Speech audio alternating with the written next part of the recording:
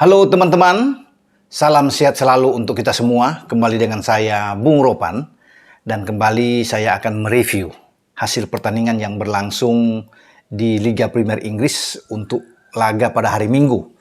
Di mana dua hasil berbeda terjadi di antara dua klub satu kota di Manchester.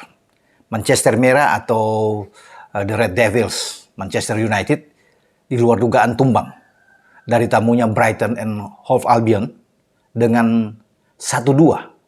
Sementara di London, pasukan Pep Guardiola, juara bertahan Manchester City, mengalahkan tuan rumah West Ham United dengan 2-0. Ini clean sheet dan mereka bisa meraih 3 poin sangat penting saat tandang. Nah, dalam dua laga yang sangat berbeda ini memang kelihatan jelas. Ya, walaupun ini baru pertandingan pertama ya di IPL, tapi sudah kelihatan mana tim yang lebih siap untuk mengarungi musim kompetisi ini pada 2022-2023. Dan memang harus diakui faktanya City memang sangat siap. Kedalaman skuad oke, jauh lebih bagus dibandingkan dengan kedalaman skuad dari MU. Dan mereka pantas untuk diunggulkan di posisi atas ya, atau di pole position. Ini sebagai juara bertahan yang bisa lagi meraih gelar juara secara beruntun hat-trick di 3 tahun berturut-turut. Jadi ini Pep mengincar gelar kelima dia dalam 6 musim terakhir dia. Ya. Dan wajar sekali kelihatan dengan ada Erling Haaland. Mereka tampil luar biasa. Langsung 2 gol dari pemain Norwegia ini yang diambil dari Dortmund.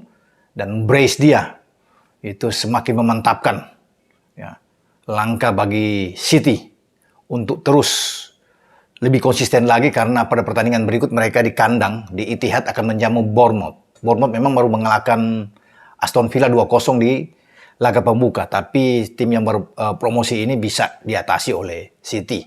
City akan menang dengan mudah tanpa mendahului ya, tetapi kalau melihat bagaimana mereka menang melawan West Ham, penguasaan bola sangat tinggi sampai 82%, walaupun sebenarnya hanya 2 tembakan yang mereka lakukan, tapi dua-dua on target dari 14 shoot yang dilakukan oleh Kevin De Bruyne dan kawan-kawan, berbanding dengan 6 shoot dan 1 on target dari West Ham.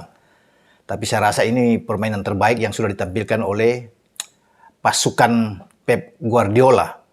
Pep juga memainkan formasi 4-3-3-nya dengan sangat baik. Ada perubahan yang terjadi terutama di tengah ya, di mana Gundogan tampil lebih dulu sebagai kapten ke-11 untuk bermain dengan Rodri dan De Bruyne, bukan Bernardo Silva. Mungkin karena bermain dengan West Ham, dia ingin memainkan Gundogan lebih awal, kuat dalam bertahan, dan sebagai attacking midfielder dia cepat untuk bisa naik ke depan. Dan itu yang dilakukan oleh Gundogan, tampil sangat bagus. Bahkan ada gol yang pertama yang dia masuk untuk memberikan umpan kepada Haaland, tapi offside, sudah terlihat sekali. Kemudian umpan passing dia yang sangat mantap sekali kepada Haaland, yang sebelum diambil oleh Fabianski dan mengalirkan penalti buat City. Itu semua kreativitas yang sangat bagus oleh Gundogan. Lini tengah bagi City memang sangat hidup. Perpaduan antara De Bruyne, Rodri, dan Gundogan. Grealish di depan dan Foden agak bergeser ke kanan ya, dengan Haaland sebagai nomor 9. Ini luar biasa ketika Foden bermain di kanan, padahal City masih punya Mahrez yang duduk di bangku cadangan. Inilah rotasi yang dibuat oleh Pep, dengan Nathan Ake tetap bermain di belakang bersama dengan Ruben Dias. Ya. Walaupun ada John Stones yang kita lihat ada di bangku cadangan. Dengan Walker dan Cancelo tetap dipertahankan. Dengan penjaga gawang tentunya Ederson Moraes. Namun saya pikir West Ham juga tampil bagus. Ya. David Moyes juga memainkan starting 11 yang oke. Dengan Michael Antonio di depan, ada Pablo Fornals, ya, ada Lanzini, Jared Bowen di belakang Michael Antonio. Bagus. Declan Rice, Thomas Soucek yang bermain menjaga kedalaman dengan double pivotnya sangat baik ya. Kalau bisa dilihat di sini ya. Tetapi memang kemenangan bagi City ini sudah terlihat. Sejak pertandingan awal penguasaan bola yang sangat bagus dari mereka, bahkan operan mereka dari kaki ke kaki ya, perpindahan bola luar biasa ya.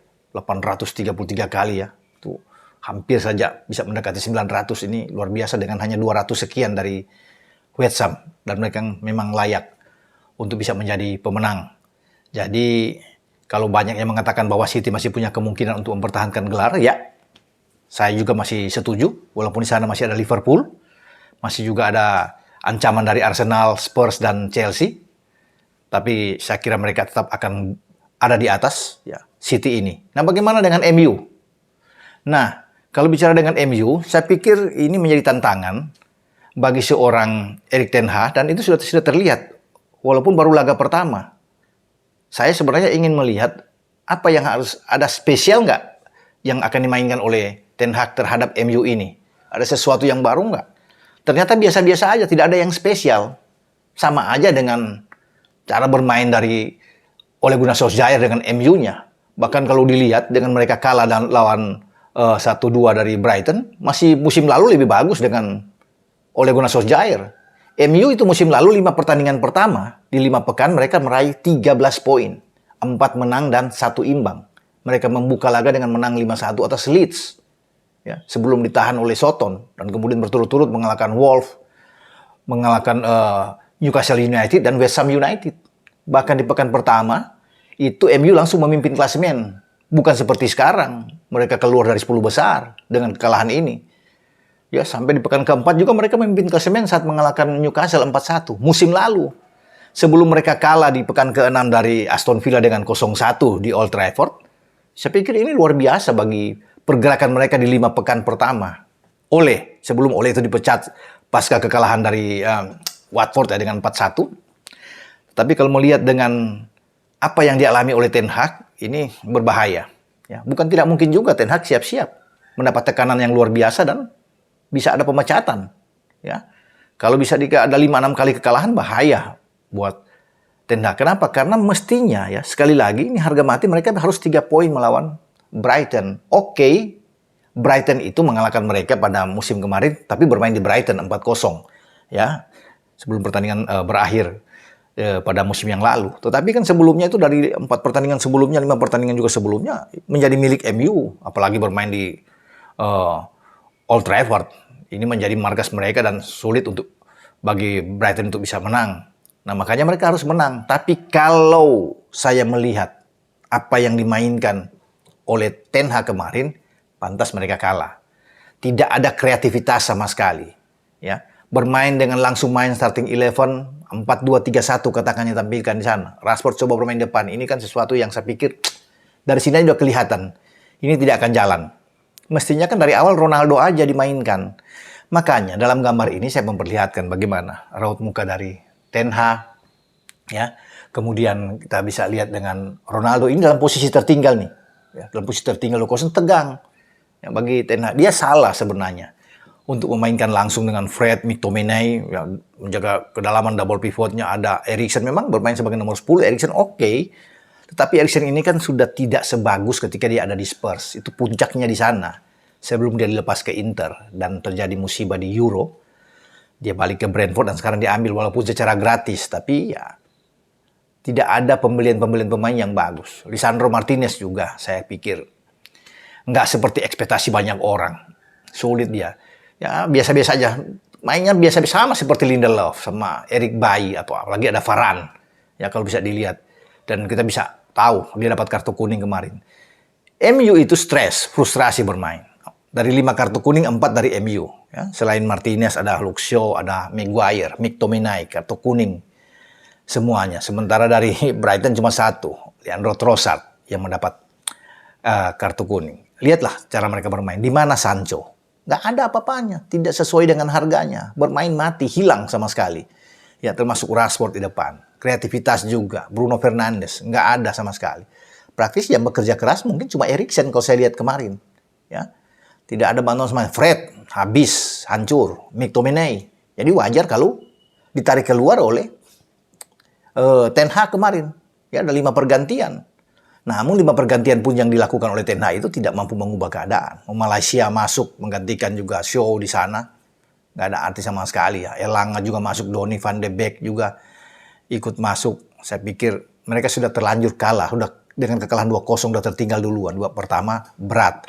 Gol balasan juga dari MU itu kan hanya kebetulan aja. Bukan dari sebuah skema permainan yang baik. Ini hanya karena penjaga gawang aja Robert Sanchez yang teledor bermain.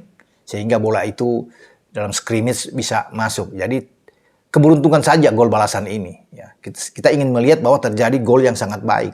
Justru 2 gol dari Brighton. terjadi dengan bagus sekali. Skemanya jelas. Graham Potter sebagai pelatih Brighton lebih jeli, lebih bagus dibandingkan dengan Ten Hag dalam pertandingan kemarin kalau saya lihat ya. Bagaimana dia bermain. Dia tidak takut bermain 3 back. Ya, di depan Robert Sanchez. Veldman, pemain Belanda yang mantan anak buah juga dari Ten Hag. Bermain sangat bagus.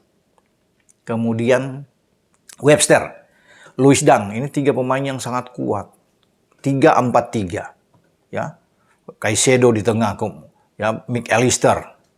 Kemudian Lallana ada sedikit ke depan, sama dengan Pascal Gross. Solly March akan bermain ke kanan. Ya, Trossard ada di kiri, meninggalkan Welbeck di depan. Nah, pergerakan yang dilakukan ketika dapat tekanan dari MU, Solly March yang turun ke belakang, ya, bergeser. Ya, Veldman yang tadinya di kanan masuk ke dalam, bisa ada 4 pemain. Kalau bisa dapat tekanan dari sini, ya, dari Luke Shaw masuk atau dari Rashford entah bertukar bergerakan dengan Sancho, tapi Solly March akan tampil. Kalau menjadi 5 pemain belakang, itu Trossard kadang membantu ke belakang. Sehingga itu, mereka dari 3-4-3-2 menjadi 5 belakang. Karena Veldman akan masuk ke dalam bersama dengan Webster untuk bisa mendampingi Louis Dunk. Ini sangat kuat. Ya. Kemudian Adam Lallana itu masuk bersama dengan Pascal Gross itu ke tengah. Untuk melapis bisa menjadi 4 pemain di sana. Mendampingi Caicedo di sana dan McAllister. Sehingga formasinya, skemanya terlihat 5-4-1 meninggalkan Welbeck. Sangat bagus. Mereka sangat rapi. Counter attack mereka juga jalan. Ya. Mereka bukan tanpa perlawanan. Ada 4 on target dari Brighton, 2 menghasilkan gol. Lebih bagus dibandingkan dengan 5 on target dari MU. Tidak ada gol, hanya 1 gol, dan itu gol bunuh diri pun ya, yang dilakukan oleh McAllister. Ya. Jadi memang mereka pantas untuk menerima kekalahan dari Brighton karena tidak jalan. Sekali lagi saya bilang di sini, saya titik beratkan, kreativitas itu nggak ada. Bagaimana tim seperti ini kemudian bisa bersaing? Saya ragu untuk masuk 4 besar. Bahkan mereka akan ke Brentford nanti di pekan kedua, berbahaya. Brentford itu baru menahan Leicester bermain di King Power. Ketinggalan 2-0 dulu dan kemudian mereka mengejar 2-2. Brentford tentunya tidak mau kalah. Ya, kalau mereka menang lagi lawan MU, bahaya posisi dari Ten Hag, walaupun baru 2 pertandingan. Karena MU balik ke Old Trafford, mereka menjamu siapa? The Reds, Liverpool, yang menghajar mereka 5-0 pada musim lalu di Old Trafford. Ini berbahaya. Kalau sudah 3 kali kalah berturut-turut, posisinya pasti gawat. Karena setelah melawan Liverpool, MU itu harus 2 kali tandang. Tidak mudah juga. Mereka ke St. Mary menghadapi Soton, dan kemudian mereka ke King Power menghadapi Leicester. Nah, bahaya. Dalam posisi mereka lagi kena turbulensi di sini, lagi goyah limbung, kemudian mereka harus 2 kali keluar kandang. Ini akan mempengaruhi secara psikologis, mental bagi pemain-pemain. Kemudian setelah itu dari Leicester mereka balik ke Old Trafford. Lawan mereka Arsenal yang lagi bagus. Arsenal bukan tidak mungkin mengalahkan mereka. Dengan Gabriel Jesus, Zinchenko yang sudah ada di sana, ada William Saliba yang masuk, anak-anak muda, Xhaka, Odegaard, Martinelli. Oke semua. Ini berbahaya buat MU. Nah, saya kembali ke permainan yang ditampilkan oleh Ten Hag. Ketika dia bermain dengan tanpa striker, ini berat. Mestinya kan Ronaldo main dari awal dong. Ngapain Ronaldo dimainkan di babak kedua ketika tertinggal dengan 2 gol? Ya. Apakah Ronaldo mampu mengubah keadaan? Nggak mungkin, dia bukan seorang malaikat. Ya, sulit bagi dia, dan itu terlihat bagaimana Ronaldo agak kesulitan di depan. Jadi itu masalah-masalah yang terlihat. Di lini tengah juga mereka kurang. Makanya mereka butuh De Jong karena itu. Pembelian pemain yang saya pikir sangat kurang. Dengan Martinez memaksakan untuk datang, dapat pemain gratis seperti Eriksen. Di depan juga Malaysia bermain di sisi kiri. Apa yang mereka perlu? Padahal di sini ada Tele sama Shaw yang ada di sana. Mereka butuh pemain gelandang sama pemain depan. Nomor 9 yang mereka harus perlu cari. Tapi itu mereka tidak dapatkan. Nah, dalam persaingan yang sulit seperti ini, jangan berharap. Masuk 4 besar aja, itu udah bagus. Tapi saya meyakini dengan seperti ini, kalah dari Brighton, main seperti melawan Brighton, levelnya jauh di bawah City. Kalau melihat City bermain. Bahkan dengan Liverpool sekalian. Tottenham Hotspur yang lagi bagus, Arsenal, Chelsea. Jadi ya siap-siap bagi Ten Hag untuk bisa menerima tekanan, dan ini tamparan luar biasa bagi dia. Ketika di debut dia pertama, yang dia mengharapkan ingin menang, tapi langsung dihajar oleh Brighton.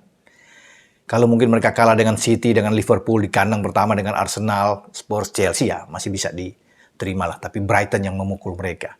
Ya, jadi hati-hati. Jangan sampai kehilangan angka di Brentford, berbahaya. Imbang aja di Brentford, goyang. Akan sulit bagi mereka.